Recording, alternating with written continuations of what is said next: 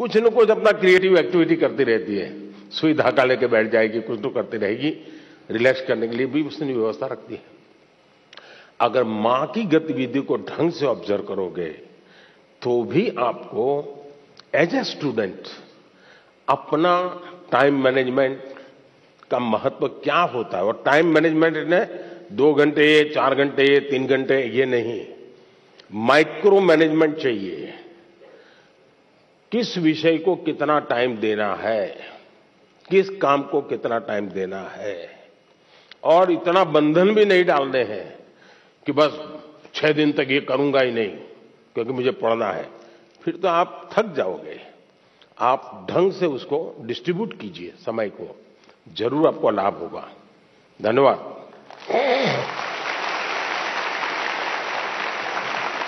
Thank you, Honorable Prime Minister, sir, for guiding us to be methodical and systematic in order to be an effective student.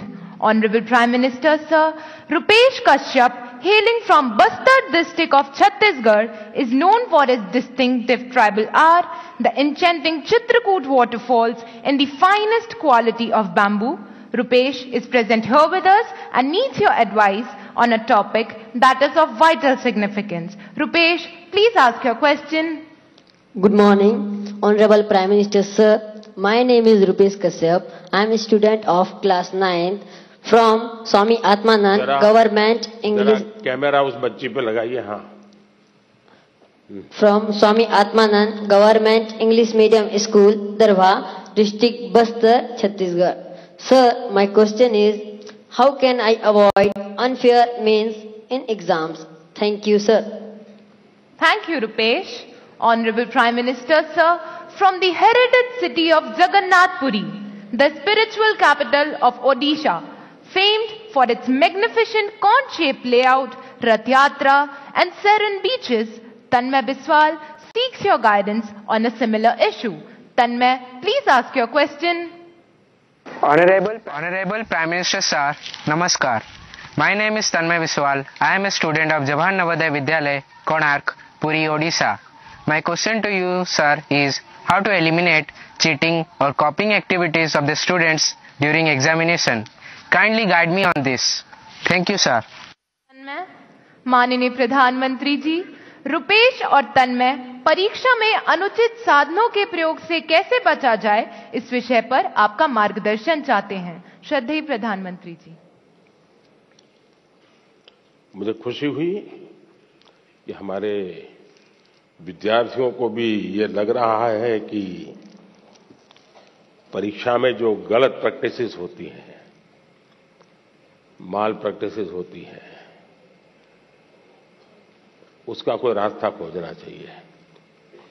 खास करके जो मेहनती विद्यार्थी होते हैं उनको जरूर इसका बहुत ही चिंता रहती है कि मैं इतनी मेहनत करता हूं और ये चोरी कर करके, कॉपी कर करके, नकल करके अपना गाड़ी चला लेता है।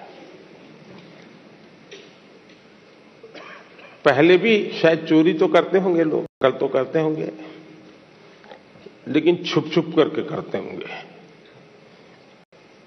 अब तो बड़े गर्व से कहते हैं कि आज सुपरवाइजर को बुद्धू बना दिया।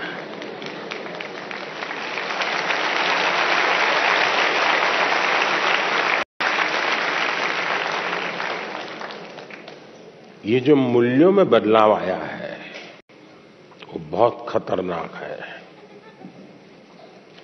और इसलिए समाज एज सच ये हम सबको सोचना होगा। दूसरा अनुभव आया है कि कुछ स्कूल या कुछ ऐसे टीचर्स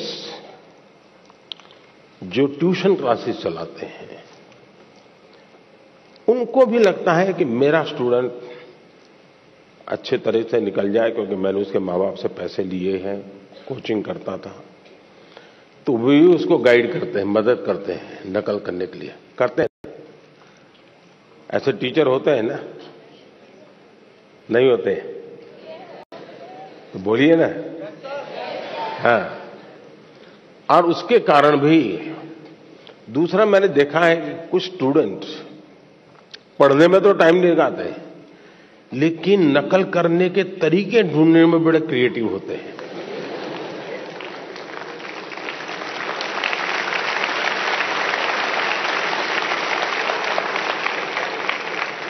उसमें घंटे लगा देंगे, वो कापली बनाएंगे तो उसमें छोटे छोटे छोटे अक्षरों की बनाएंगे। कभी कभी तो मुझे लगता है कि इसके बजाय वो नकल के तरीके, नकल की टेक्निक, उसमें जितना दिमाग खपाता है, और बड़े क्रिएटिव होते हैं ये चोरी करने वाले। इसके बजाय अगर उतना ही समय उसी क्रिएटिविटी को, टैलेंट को सीखने में लगा देता तो शायद वो अच्छा कर पाता। किसी ने उसको गाइड करना चाहिए था, किसी ने उसको समझाना चाहिए था। दूसरा, ये बात समझ के चले, अब जिंदगी बहुत बदल चुकी है, जगत बहुत बदल चुका है, और इसलिए ये बहुत आवश्यक है कि एक एग्जाम से निकले मतलब जिंदगी निकल गई, ये संभव नहीं है जी। आज आपको डगर डगर हर जगह पे कोई इनको एग्जाम देनी पड़ती है। कितनी जगह पे नकल करोगे जी? और इसलिए जो नकल करने वाला है वो शायद एक आध दो एग्जाम को तो निकल जाएगा, लेकिन जिंदगी कभी पार नहीं कर पाएगा।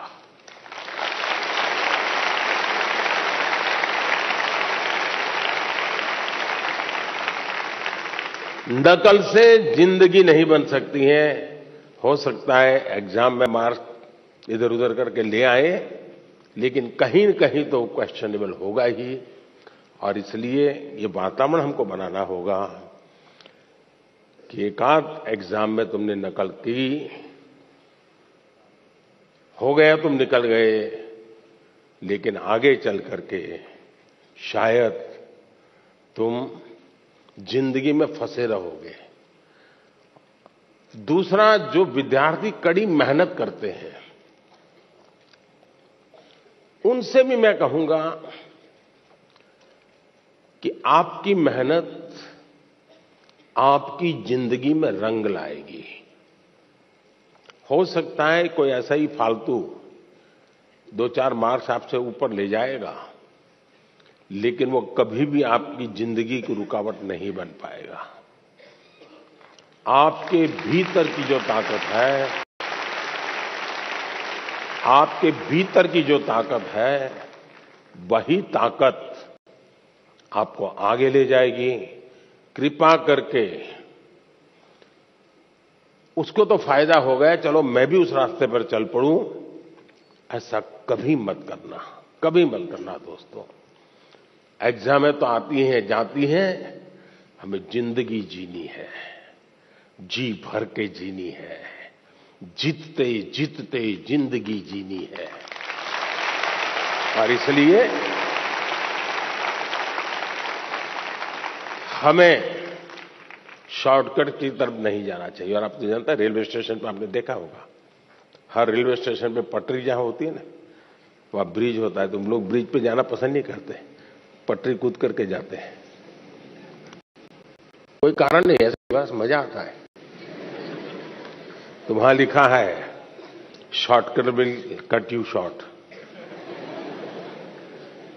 इसलिए कोई अगर शॉर्टकट से कुछ कर लेता होगा, आप उसके टेंशन को पालिए मत, आप अपने आप को उससे मुक्त रखिए, आप अपने पर फोकस कीजिए, आपको अच्छा परिणाम मिलेगा। धन्यवाद। धन्यवाद माननीय प्रधानमंत्री जी, आपके वचन सीधे हमारे हृदय में उतर गए हैं। आपका धन्यवाद। Honourable prime minister sir, from Palakkad, the land of paddy fields, where the gentle breeze carries the aroma of harvested crops and the sound of traditional Kerala music, Sujal K seeks your guidance. Sujal, please ask your question. नमस्कार आदरणीय प्रधानमंत्री महोदय, मेरा नाम तेजस सुजय है। मैं 9वीं कक्षा में केंद्रीय विद्यालय कंजीकोट एर्नाकुलम संभाग का छात्र हूँ। मेरा प्रश्न यह है, हार्ड वर्क और स्मार्ट वर्क में से कौन सा वर्क जरूरी है? क्या अच्छी परिणामों के लिए दोनों जरूरी हैं? कृपया अपना मार्गदर्शन दीजिए। धन्यवाद श्रीमान। Thank you Sujal. Honourable prime minister sir. क्या सवाल था उनका? क्या पूछ रहे थे? सर हार्ड वर्क के बाद। हार्ड वर्क और स्मार्ट वर्क। हार्ड वर्क और smart work. Thank you sir. तैयार। अच्छा, आपने बचपन में एक कथा पढ़ी होगी, सबने जरूर पढ़ी होगी, और इससे आप अंदाज लगा सकते हैं कि स्मार्ट वर्क क्या होता है, हार्ड वर्क क्या होता है। हम बचपन में थे तो एक कथा सुना पढ़ाते थे कि एक घड़े में पानी था, पानी जरा गहरा था और एक कौवा पानी पीना चाहता था, लेकिन अंदर वो पहुंच नहीं पाता था। तो उस कौवे ने छोटे छोटे कंकर उठा करके उस घड़े में डाले और धीरे धीरे पानी ऊपर आया और फिर उसने आराम से पानी पिया। सुना है ये कथा? अब इसको आप क्या कहेंगे, हार्ड वर्क कहेंगे कि स्मार्ट वर्क कहेंगे?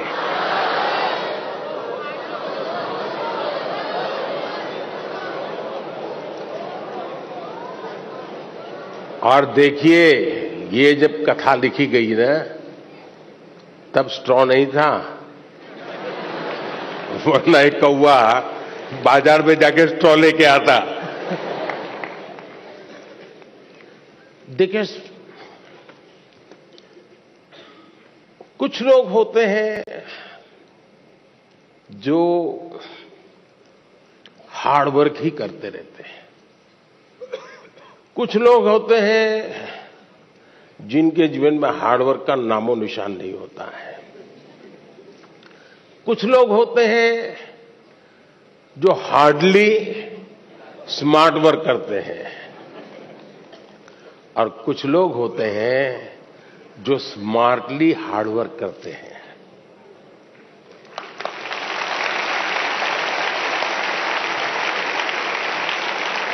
और इसलिए कौवा भी हमें सिखा रहा है कि स्मार्टली हार्ड वर्क कैसे करना। और इसलिए हमें हर काम को, पहले काम को बारीकी से समझिए। कुछ लोग हो गए, आपने देखा होगा कि चीजों को समझने के बजाय सीधा ही अपनी बुद्धि अपनाना शुरू कर देते हैं, फिर ढेर सारी मेहनत करे, परिणाम मिलता ही नहीं है। मुझे याद है, मैं बहुत पहले ट्राइबल बेल्ट में काम करता था, तो मुझे काफी इंटीरियर में जाना था। तो किसी ने हमें, उस जमाने की जो पुरानी जीप होती थी, उसने व्यवस्था की कि आप उसको लेके जाइए।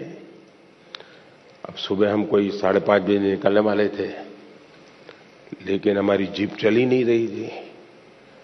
हम अब ढेर सारी कोशिशें की, धक्के मारे, ये किया, दुनिया भर का हार्ड वर्क किया, लेकिन हमारी जीप नहीं चली। 7, 7:30 बज गए तो एक मैकेनिक को बुलाया।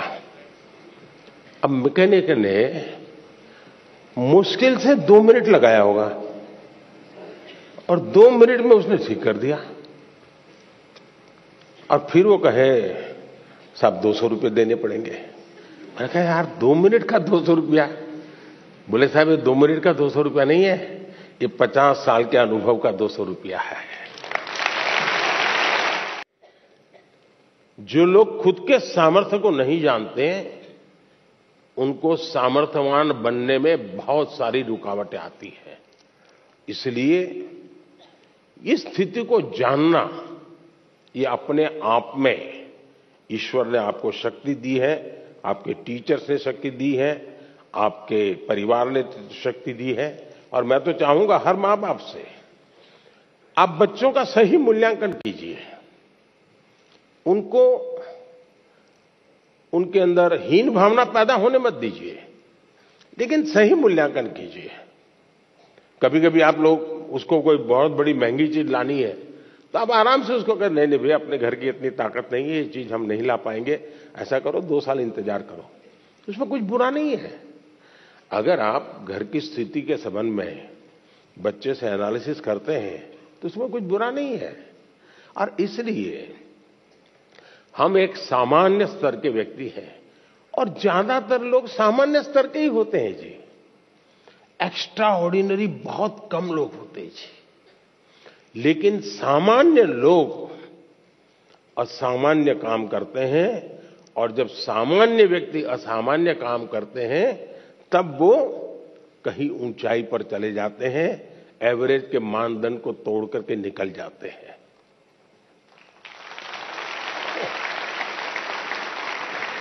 और इसलिए हमें कभी भी ये सोचना, दुनिया में आप देखिए ज्यादातर जो लोग सफल हुए हैं वो क्या है जी, वो किसी जमाने में एवरेज लोग थे जी, असामान्य काम करके आए हैं, बहुत बड़ा परिणाम लेके आए हैं। अब आपने देखा होगा इन दिनों दुनिया में पूरे विश्व की आर्थिक स्थितियों की चर्चा हो रही है।